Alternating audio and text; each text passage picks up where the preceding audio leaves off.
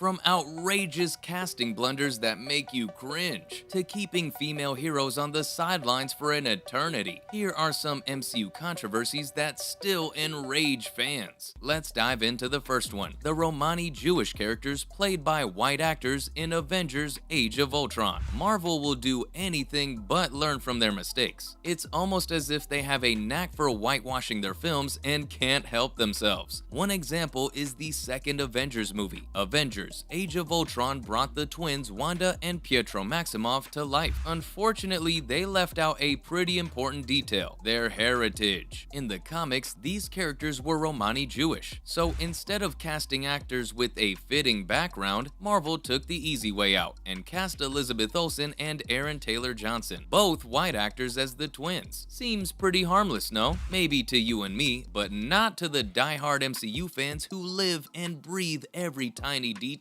That said, when Marvel pisses fans off, it gives them more than one reason, that's for sure. As the movie progresses, it seems as if Marvel paid no attention to the source material, because what follows next is a huge mistake on their part. The Jewish characters were not only miscast, but also shown to be a part of Hydra, which was pretty much a fictional organization. I mean, cheers to Marvel. At this point, they showed less knowledge of history than a teenager. You would think the backlash from Avengers would have knocked some sense into Marvel, but we already know they can't help it. So while on the topic of whitewashing, let's look at how they repeated the same mistake only a year later by miscasting the Ancient One in Doctor Strange. With the release of Doctor Strange, the excitement of some fans was replaced with disappointment with the reveal of the Ancient One. A character shown as an Asian male in the comics was played by a Scottish female, Tilda Swinton. I don't blame the fans. Even I sighed at this one. Justifying this decision, Marvel Studios president Kevin Feige claimed that he didn't want the stereotype of a wise old Asian man on the screen. Yet, in the middle of all this innovation, he forgot the one thing fans value over anything: loyalty to the source material. You've gotta feel sorry for the guy though. His idea backfired, and he never even saw it coming. Since then, he's publicly admitted that it was a bad idea, and there was a way to both avoid the cliche and cast an Asian man. Hopefully, we won't see much of the same in the future, but with Marvel, you never know. So far, we've painted the image that Marvel loves casting white people, but what's coming next will surprise you. Marvel has cast African Americans for characters that were actually white, and you guessed it, the fans weren't having that either. While casting for Thor, Marvel chose Idris Elba as Heimdall. Now, I know what you're thinking. Idris Elba? What problem could the fans have with one of the best actors in the world? Well, it's simple. The guy's black. Now, hold on. This doesn't mean the fans were all racist. They just wanted the same thing as before: casting according to source material. What's more, this surprising choice of casting isn't only for Heimdall. Even the all-time favorite Zendaya has been the target of backlash for her casting as Mary Jane in Spider-Man: Homecoming. The backlash for Zendaya was so strong that Marvel had to change her name in the movie to Michelle Jones. I'd like to mention that the fans' outrage isn't always justified. Right after the release of these movies, most fans were totally digging the portrayal by these two actors. Still, there will always be fanatics who need every detail to be correct, but you can't make everyone happy, right? Alright, enough talk about those miscasting blunders. We know they make a boatload of them. Still, fingers crossed, maybe they'll step up their game, right? But guess what? Marvel's got more than just miscasting controversies up their sleeves. So brace yourselves for some seriously surprising drama. We're diving headfirst into their next jaw-dropping scandal: discontinuing X-Men Fantastic Four comics to hurt Fox Studios. Although Marvel officials have a history of apologizing for their mistakes, don't let that fool you. Marvel can be downright petty and vengeful, even if it costs them some fans. The Fantastic Four and X-Men film series were definitely fan favorites, but they were the only movies with the rights owned by Fox Studios. Marvel just couldn't sit back and let them build their own universe on the very books that belong to Marvel. So, after failing to negotiate a deal to regain the movie rights, Marvel, without a second thought, decided, if we can't have it, no one's having it. When in 2014, Fox announced plans for a new Fantastic Four film. Marvel went on the offensive and stopped publishing stories on F4. The X-Men comics issues dropped in count as well. During this rivalry, the true fans felt they've been hurt the most. But the mantra remains, give us back the movie rights or watch them die. Marvel just proved they can't be bullied around, but the fans have only one question: at what cost? Think we're done? Not even close. Marvel never disappoints when it comes to pissing off fans from every demographic. So hold on tight, because our next controversy has stirred some serious backlash, especially among female fans. This shocking controversy came to light with leaked emails from none other than Marvel's own CEO. The emails revealed Marvel CEO's infuriating stance on female-led movies. The Marvel Cinematic Universe has been taking the world by storm for more than a decade, yet the question they get asked the most is, why did it take Marvel 11 years to make a female lead movie? Yes, you heard that right. Captain Marvel, released in 2019, was the first Marvel movie with a female lead. Can you believe it? It took a whopping 21 films before Marvel stepped up and gave women some representation in the franchise. Fans had been demanding a Black Widow movie ever since Iron Man came out, so why this long? Well, their questions were answered by utter disappointment with the 2014 Sony hack that revealed emails from Marvel CEO Ike Perlmutter. Perlmutter cited the box office failures of female-led movies like Catwoman and Supergirl as the reason behind the lack of female representation. Fortunately, Perlmutter is no longer involved in the film side of Marvel, and since then, Marvel has given some focus to female lead movies. Black Widow, released in 2021, is an example of Marvel's new female-led approach, and we hope they make more of the same. Honestly, how many more people can they disappoint? The answer is still a few more. Marvel's errors in casting are just marvelous. Let's talk about a major recasting error by Marvel, or so the fans thought: replacing Edward Norton as the Hulk. The Incredible Hulk set the stage for Marvel's fame and success in the filmmaking world. Most of the credit goes to the wonderful acting by none other than Edward Norton. Norton's performance left fans hungry for more action by Marvel on the big screen, but yet again, Marvel took a leap of faith. The Hulk's next sighting was in The Avengers, released in 2012. While some fans desperately waited for their favorite big green guy as Edward Norton, what they got instead was yet again a new face. Mark Ruffalo came into action as the Hulk in all of Marvel's movies onwards. Fans were once again furious at Marvel's knack for changing things, and knowing their failed attempts to spice things up, I don't blame the fans. I mean, once you've seen Edward Norton's acting skills on screen, you can't think of anything better. It goes without saying, Mark Ruffalo put up a brilliant performance as the Hulk, but there will always be fans who want one last glimpse of Norton's magic. With this, Marvel's list of casting errors is finally over. But hold on, folks, we're not quite done yet. We have one last juicy controversy that'll leave you stunned. Marvel's track record of casting mistakes speaks for itself. Their decision-making skills haven't exactly been on point, even when it comes to direction and writing choices. So get ready for the grand finale of Marvel's mistakes as we unveil their ultimate blunder: firing Ant-Man's own writer, Edgar Wright. Edgar Wright was the writer-director for Ant-Man, and having worked on it for 8 years, the man pretty much was the movie. However, Marvel wanted to do a draft of the movie without him, without the man who wrote the screenplay. Definitely a bad move on Marvel's part. In an interview, Edgar Wright said, "I wanted to make a Marvel movie, but I don't think they wanted to make an Edgar Wright movie." Once again, Marvel couldn't solve their differences and robbed the fans of what could have been an even brilliant version of an amazing film. Still, Ant-Man was a hit, despite Wright's departure, but many fans still want to experience the magic that Wright could have added to it. And there you have it. This was all about MCU controversies that have enraged a lot of fans. Thanks for watching, and I'll see you next time.